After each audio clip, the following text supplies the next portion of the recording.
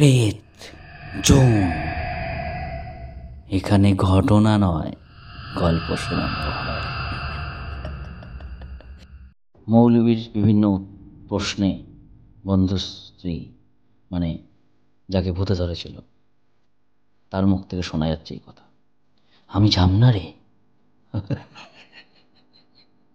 ওরে আমি যাম না, ওরে তো নিয়েই যামো, আর ওর বউকে মাইরে যামো, আমাকে তো আটকাতে তোরা কেউ পারবি না রে।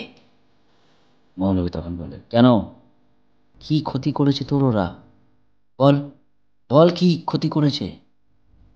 তখন ভূতে ভরা মহিলাটি বলে, আজ থেকে বছর খানেক আগে আমাদের গ্রামে এসেছিল কোনো কাজের জন্য। ওই মিনসেটা এসেছিল, আমার সাথে সোয়াগ করে বলল আমায় নাকি বিয়ে করবে। আজ আসি কাল আসি কইরা আর আইলো না।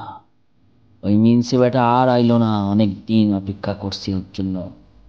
তারপর লজ্জায় ঘৃণায় আমি গলায় দড়ি দিছি, আর তারপর থেকেই এই এই নিন্দা শেষে আশ্রয় নিছে। মৌলবী তখন বলে, ছেলেটার তো বিয়ে হয়েছে 1.5 বছর আগে, তুই এতদিন পরে এলি কেন? যে মেয়েটিকে ও বিয়ে করেছে, তার সাথে ও সুখে সংসার করছে, ছেলেটিকে তার বউ বারবার বলছে সম্পর্ক করুম না, সম্পর্ক করুম না, মানে শারীরিক সম্পর্ক, কিন্তু তাও ছেলেটা জোর করছে দিনের পর দিন ওই বাচ্চা মেয়েটির সাথে জোর করে সম্পর্ক করার জন্য। সেই কারণে আমি ওর জ্বালাটাও বুঝতে পারছি, এইখানে ফিরে আইছি। হ্যাঁ হ্যাঁ, ওরে আমি মাইরাই যাব, আর ওর বউরে শেষ করে দিব। তখন মৌলবী বলে, মানে তারা এখন সম্পর্ক সম্পর্ক করছে, সেই আগুনেই তুই জ্বলছিস, তাই তো? কিন্তু শোন, তোকে যেতে হবেই, কারণ ওরা স্বামী স্ত্রী, সামাজিক হিসাবে ওরা স্বামী স্ত্রী, সমাজের চোখে ওরা স্বামী স্ত্রী।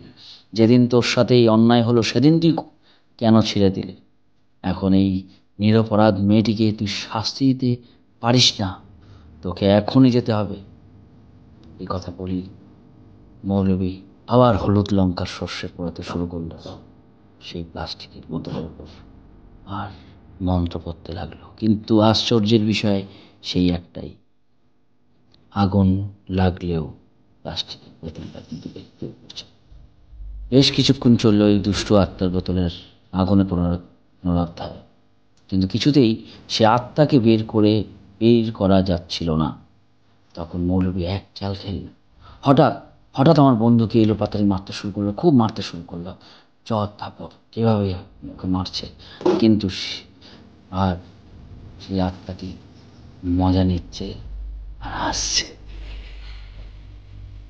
মার ওকে, মার মিনিসের বেটাকে মার, ওকে মারলে আমি খুশি হই। আর বল, ওকে বলতে বল যে সবার সামনে যে ও অন্যায় করছে, সবার সামনে কইতে কয় যে ও অন্যায় করছে। তখন মৌলবী বলছিস, দুষ্টু আত্মাটি ভীষণ মজা পেতে শুরু করলো আর চিৎকার করে বলতে লাগলো, মার ওকে, মার ওকে, শাস্তি দেয় ওকে। তখন সামনে মৌলবী বলল, হ্যাঁ, ওর শাস্তি আমি দেব, ওর শাস্তি এই গ্রামবাসী দেবে, তুই চিন্তা করার তোর দরকার নেই। কিন্তু তুই ওই নিরপরাধ মেয়েটিকে ছেড়ে এখনই চলে যা। ওই মেয়েটি তোর কি করেছে? তোর মৃত্যুর পিছনে এই মেয়েটির কারণ নেই, তোর মৃত্যুর পিছনে এই ছেলেটির কারণ, সেখানে ওকে শাস্তি আমরা দেব, আমরা গ্রামবাসীরা মিলে দেব, তুই চলে যা।